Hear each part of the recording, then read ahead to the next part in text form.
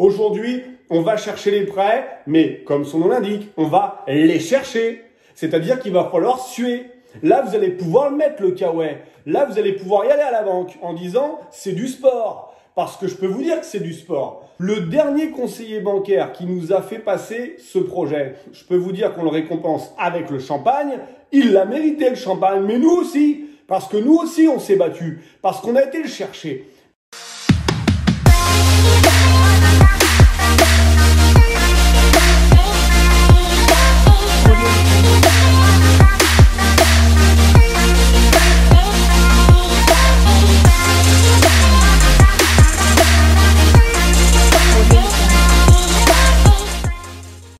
Il n'y a rien qui est impossible.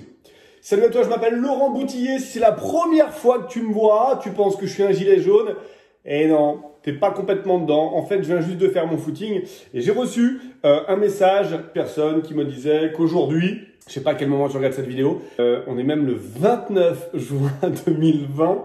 Aujourd'hui, je reçois cette question, à savoir que c'est impossible ou que c'est très compliqué de se faire financer. Alors, déjà, la première des choses, on est dans un immeuble de rapport qu'on a acheté il y a maintenant un mois. C'est un immeuble de rapport qui est composé de 4 appartements plus un local commercial. Et c'est un immeuble de rapport qui va être loué cette semaine. C'est-à-dire que dans 3 jours, au moment où je me trouve ici, il va y avoir des locataires qui vont venir et qui louent à la nuitée et qui vont utiliser donc cet appartement. Cet appartement va donc nous générer un revenu chaque jour, chaque semaine, chaque mois, chaque année, jusqu'au moment où on va décider qu'on aura gagné assez d'argent avec et on va le vendre. Voilà, tout simplement. Donc clairement, est-ce qu'aujourd'hui, en 2020, c'est impossible de se faire financer? On va discuter un petit peu ensemble.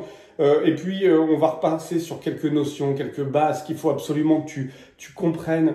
On va venir donc sur ces arguments. Déjà, tirer des conclusions sur des choses qu'on ne fait pas juste en imaginant qu'on a lu quelque chose et que c'est la vérité, je pense que c'est complètement déplacé. C'est-à-dire que si aujourd'hui, tu as envie d'investir dans l'immobilier et que tu as lu 3 articles sur Facebook et tu as regardé une vidéo sur YouTube où on t'explique que c'est plus compliqué pour investir dans l'immobilier, là, je peux te dire que tu es complètement à côté de la plaque et il faut absolument que tu te recentres. Pourquoi? Parce que chaque cas est un cas unique. Parce que encore aujourd'hui, au moment où je te parle, il y a des gens qui aujourd'hui ont obtenu un prêt pour pouvoir acheter un appartement, un terrain, une maison, un immeuble, un local, ce que tu veux dans l'immobilier. Ok? Ça va dépendre uniquement de toi. Et on va voir plusieurs choses. Déjà, la première chose, moi j'estime aujourd'hui que pour se dire qu'on n'a pas eu de financement à la banque, il faut avoir au moins 8 noms de la banque. 8 noms de la banque. Donc il faut déjà avoir vu au moins 8 banques pour pouvoir se dire, bah, effectivement, mon projet, il n'est pas rentable ou alors mon profil, il n'est pas bon. C'est-à-dire qu'aujourd'hui, quand on a cherché un financement pour cet immeuble, on a été voir plusieurs banques. On a failli aller jusque 8 banques, mais comme on a eu un oui au bout de la 3e banque, on n'a pas été jusque la 8e. Forcément, on a un oui. Notre passion, c'est pas d'aller voir et de démarcher des nouvelles banques. Tu as un oui, tu es un investisseur, pourvu que tu aies de bonnes conditions. Et on va aller voir juste après qu'est-ce qu'il faut absolument demander à la banque. Tu te satisfais de ces conditions-là. Tu signes le plus tôt possible pour être propriétaire le plus tôt possible et pour pouvoir exploiter. Tu vois, on va exploiter à partir de cette semaine. Moi, je suis pressé et je te fais vite une vidéo en tenue de coureur à pied parce que je la fais vite parce que les locataires vont arriver et les locataires vont commencer à nous donner de l'argent tous les mois. Première chose, donc déjà 8 banques. Ok.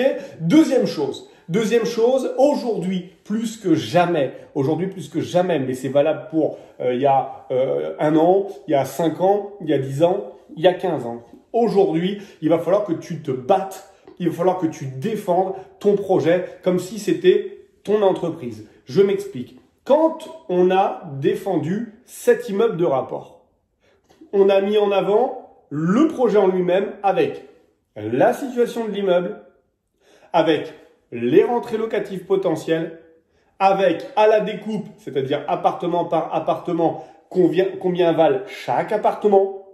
Ensuite, on a fait une projection en location courte durée, en location pérenne. On a également chiffré l'imposition à partir d'un certain montant de location. On a déterminé où se trouvait la boulangerie, la gare, le collège, les supermarchés, les entreprises. Bref, on a expliqué et mis en avant pour la banque pourquoi cet appartement dans cet immeuble allait se louer plus vite que les autres et plus cher que les autres. Parce que ce qu'il faut comprendre, c'est que quand la banque, elle décide de te dire oui, quand la banque, elle te dit je vous suis, j'y vais avec vous, il faut qu'elle soit assurée que votre bien va se louer et que votre bien va plaire. Et si une des deux données n'est pas respectée, tu peux être sûr que le projet ne passera pas à la banque. D'ailleurs, c'est aussi, je fais une petite parenthèse. Souvent, on me dit, je vais aller à la banque, mais je ne sais pas si mon projet est viable, je ne sais pas s'il est rentable, etc. Présentez-le à la banque et vous saurez tout de suite s'il est rentable ou pas. La banque est la dernière à prendre le risque. Vous pouvez être certain que si vous avez un oui de la banque, c'est que vous faites une affaire. Aujourd'hui, plus aucune banque vous finance parce que vous avez des beaux yeux ou parce que vous avez 100 000 balles sur un compte. Ça, c'est terminé. Je vous l'accorde. Aujourd'hui, on va chercher les prêts, mais comme son nom l'indique, on va les chercher. C'est-à-dire qu'il va falloir suer. Là, vous allez pouvoir mettre le kawaii. Là, vous allez pouvoir y aller à la banque en disant « c'est du sport ». Parce que je peux vous dire que c'est du sport. Le dernier conseiller bancaire qui nous a fait passer ce projet, je peux vous dire qu'on le récompense avec le champagne. Il l'a mérité le champagne, mais nous aussi. Parce que nous aussi, on s'est battu. Parce qu'on a été le chercher. Parce que quand vous défendez votre projet auprès d'un organisme bancaire, vous arrivez avec un dossier qui est béton. Vous prouvez que vous avez le meilleur des biens. Mais la deuxième chose, c'est que vous allez prouver que vous êtes le meilleur candidat. Parce qu'il ne s'agit pas d'avoir un super immeuble de rapport dans un bon endroit qui va prendre de la valeur chaque année sur les 20 prochaines années et d'être le mec ou la nana qui ne correspond pas à cet immeuble. Je m'explique. Vous avez cet immeuble qui, on est sur une rentrée locative d'environ 4 000 € par mois. Entre 4 000 et 4 500. On va prendre 4 000. Cet immeuble de rapport, on a fait un prêt de 360 000 €. On a mis un petit peu de travaux à l'intérieur. Donc 360 000 €. On l'a négocié à 330, 10 000 € de frais d'agence, ça faisait 340. Et on a mis 20 000 balles pour pouvoir mettre un petit peu de mobilier, voilà, un petit peu de déco, machin, etc. Ok. Allez chercher 360 000 pour une rentrée locative à 4 000 € par mois. La banque, sur le papier, elle vous dit, c'est top. Si derrière vous, vous arrivez en disant, bon ben moi je gagne 1 000 € par mois, enfin là je suis au chômage, au niveau de l'épargne, bon, je suis plus souvent à finir à découvert, mais j'ai 5 000 € sur un livret A. Non, attendez, là vous n'êtes pas du tout dedans. En 2020, aujourd'hui plus que jamais, en plus du bien rentable, il faut que vous soyez vous bankable. Il faut que vous soyez vous un profil qui soit safe. C'est-à-dire que vous puissiez dire à la banque, voici mon projet. On en parle, on l'a validé, il est rentable, il se loue plus vite et mieux que les autres. Ok, je valide. Premier feu vert. Le deuxième, je m'appelle Laurent Boutillier. Voilà combien je gagne chaque mois. Voilà mes différentes sources de revenus. Voilà mon patrimoine actuel. Et voilà les garanties que je peux vous apporter. Parce que ce que recherche une banque, si vous êtes un nouveau client, c'est d'avoir la capacité de pouvoir lui vendre des nouveaux produits et en plus d'avoir une garantie que cette nouvelle personne va bien payer ses échéances. Donc si, premier feu vert, vous l'avez allumé, votre profil est safe, vous faites comprendre à la banque que vous êtes un bon profil, vous avez le deuxième feu vert, moi on m'a toujours appris en mathématiques que plus c'est plus, ça faisait plus. Donc feu vert, à la finale, vous passez. Et à la finale, vous avez votre crédit et vous avancez. Donc aujourd'hui, l'idée de dire, on est en 2020, c'est compliqué, les banques, elles freinent, c'est la fin, on ferme les robinets, il n'y a plus d'argent, c'est la crise. Ça, c'est des excuses que vous pouvez continuer à créer, continuer à vous donner, continuer à expliquer à tout le monde pour ne pas dire la vérité. C'est-à-dire que vous n'avez pas réussi à mettre votre profil en avant, vous n'avez pas réussi à trouver un projet rentable, alors, eh ben, vous n'avez pas réussi à avoir un prêt à la banque. C'est uniquement ça. Voilà. Et là, je vous parle avec le cœur, je vous parle avec l'esprit. Il n'y a rien de préparé. Simplement, quand vous allez à la banque. C'est le contraire. Tout doit être préparé. Vous avez des questions, vous avez des réponses. Vous avez même la capacité de faire les questions et les réponses. À la question, monsieur le banquier, quelle est la rentrée locative de mon bien en ce moment? Je peux vous assurer que d'après l'étude que j'ai fait aujourd'hui, on est sur un prix au mètre carré à peu près à 2000, 2500 euros. On est sur une rentrée locative à peu près pour mon T2 à 600 euros par mois. Bref, vous êtes capable d'apporter les questions et les réponses. Ça, c'est un projet qui est construit. Au même titre que si demain, vous devez racheter ou créer une entreprise, il vous faudra un petit peu de trésorerie, un petit peu d'argent. Imaginez que vous achetiez une entreprise avec un produit à mettre en place. Vous avez des machines, vous avez des employés et vous avez un client qui commande. Il vous faut acheter de la matière première pour pouvoir alimenter. Pour acheter de la matière première et livrer votre client qui va vous payer, vous devez avancer, faire une avance de trésorerie. Pour faire cette avance, si vous ne l'avez pas, vous allez négocier à la banque un besoin en fonds de trésorerie. Vous allez donc arriver à la banque et vous allez dire, bah voilà, moi aujourd'hui, j'ai en portefeuille client l'équivalent de 500 000 euros de commande. J'ai des charges fixes qui sont sur la base de 100 000 euros. J'ai donc besoin aujourd'hui d'un prêt, monsieur, de 150 000 euros, 100 000 pour mes charges fixes, 50 000 pour acheter ma matière, puisque après je vais me faire payer de mon client et je vais comme ça ainsi créer une boucle. Eh ben, je peux vous dire que si vous croyez en votre projet, si vous avez les commandes, vous allez réussir à convaincre la banque. Vous croyez en votre projet, autrement dit, vous croyez en vous, vous croyez en votre état civil, vous avez les commandes, autrement dit, vous avez trouvé un bien rentable dans un emplacement qui va être loué, alors vous avez les deux feux verts, votre entreprise, votre bien fonctionne. Mais encore une fois, c'est vous qui allez le chercher. Moi, je vais vous dire une autre chose. L'immeuble dans lequel je me trouve, il y a une personne, peut-être qu'elle se reconnaîtra, qui l'avait vu en annonce et qui ne l'a pas visité.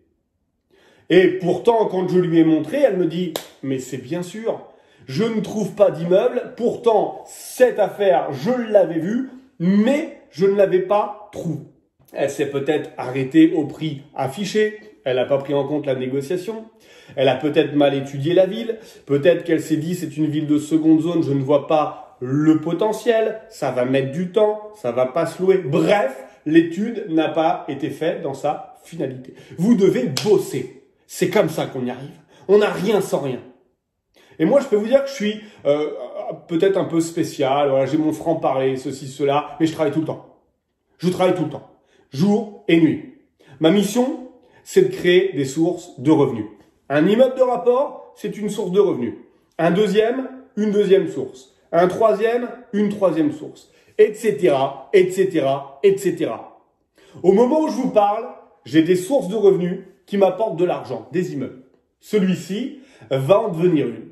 Jusque maintenant, je n'avais pas cette source, elle en devient une. Pourquoi ? Parce que j'ai énormément travaillé et parce que je crois énormément en moi. C'est ce que vous devez faire. Vous devez arriver à la banque avec le sentiment que le banquier ferait une mauvaise affaire s'il décidait de vous dire non. Le banquier se tromperait s'il ne donnait pas une suite favorable à votre dossier. Quand vous partez avec ce mindset et cet état d'esprit-là, alors vous pouvez être sûr que s'il vous dit non, c'est que votre projet n'en vaut pas la peine. Mais vous avez tout défendu, vous avez tout mis sur la table. Donc moi, je vous invite aujourd'hui à essayer de travailler un petit peu sur vous-même. Toutes les personnes qui se disent aujourd'hui, les banques financent plus, les banques ne prêtent plus, ou alors avec un apport phénoménal, les franchises de prêt, les échéanciers en modulo, les franchises, bref, tout ça, ça n'existe pas. Ou les frais de rachat anticipés ne peuvent pas être négociés. Ou même j'ai même entendu que les frais de dossier ne pouvaient pas être négociés. Bien sûr, dans la limite du raisonnable. Vous savez combien on a payé de frais de dossier pour un immeuble comme celui-ci ? 300. 60 000 euros pour le prêt, on a payé 800 euros pour les frais de dossier. 360 000, 800. J'ai déjà vu des dossiers à 100 000 avec 1500 euros de frais de dossier. Ça se négocie. Mais pour le négocier, encore faut-il en être convaincu. J'étais convaincu que je paierais moins de 1000 euros pour cet immeuble. J'ai commencé ma négociation en expliquant que de toute façon, je ne mettrais pas plus de 1000 euros. Et après, j'ai envoyé les arguments qui m'ont permis de payer moins de 1000 euros de frais de dossier. Je voulais absolument, et dans mon esprit, il est possible que cet immeuble soit arbitré dans les 5, 6 ou 7 années à venir, c'est-à-dire que je vende cet immeuble dans les 5, 6 ou 7 années à venir. Alors, je me suis dit deux choses. La première chose, je veux commencer à rembourser mon crédit le plus lointain possible. J'ai donc négocié une franchise de 3 ans partielle. Pendant 3 ans, je ne vais rembourser que les intérêts d'emprunt et l'assurance. Ce qui me fait une mensualité à 450 euros par mois pour une rentrée locative potentielle à 4000 euros par mois. Ce qui veut dire qu'au moment où je te parle, sur les 36 prochains mois, je devrais rentrer 4000 par mois, sortir 450. J'ai négocié ce qu'on appelle les IRA, donc les frais de rachat anticipés, les indemnités de rachat anticipées.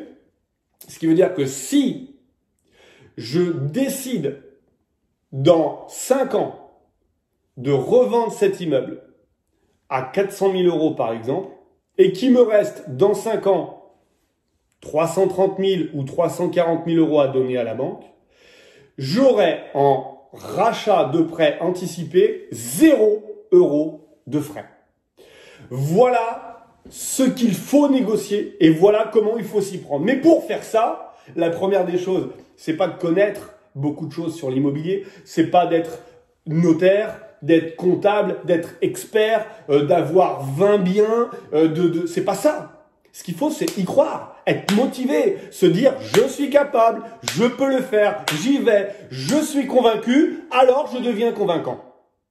C'est la première des méthodologies, la chose qu'il faut mettre en place. Vous n'arriverez pas, si vous êtes persuadé parce que vous avez lu dans Facebook Magazine un article de Jean-Claude Dubu qui vous explique qu'un jour, il a été à la banque et que la banque lui a dit qu'aujourd'hui, elle lui finançait pas son terrain à 60 000 euros pour mettre une maison à 110 000 euros dessus. Voilà. Ce que Jean-Claude, il vous dit pas, c'est que ça fait 2 ans qu'il est au chômage, que maintenant il attaque le RSA, qu'il vient de quitter sa femme et qu'il n'a pas un copec de côté. Ah, ça change un petit peu la donne, ça change un petit peu le tableau.